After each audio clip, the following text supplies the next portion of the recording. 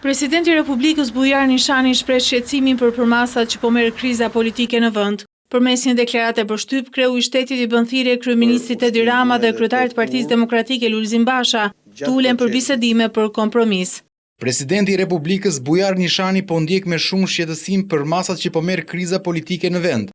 Ndaj edhe një herë i kërkon kryeministrit të vendit dhe liderit të opozitës të ulen në tryezën e bisedimeve me vullnetin për kompromis, për të tejkaluar këtë situatë të vështirë për vendin. Presidenti Nishani ofron të gjithë gatishmërinë dhe angazhimin e tij institucional në shërbim të këtij dialogu. I menjëhershëm ka qenë reagimi i kryeministrit Edi Rama, i cili shpreh gatishmërinë për të ulur për bisedime me Lulzim Bashën. Zoti president, edhe unë jam i shqetësuar për përmasat që po merr kriza e PD-s. Jam gati t'i përgjigjem thirrjes suaj kaq të vënuar e të ulem me Lulzim Bashën.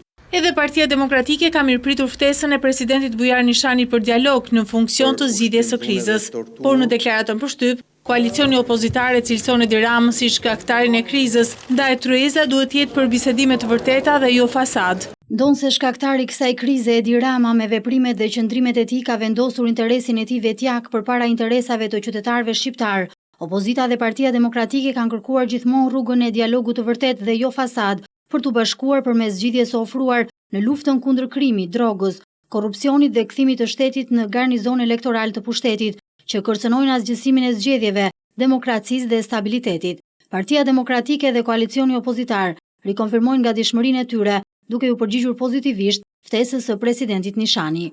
Gatishmëria e të gjitha forcave për të ulur në tryezë shton shpresat për një zgjidhje kompromisi mes palëve.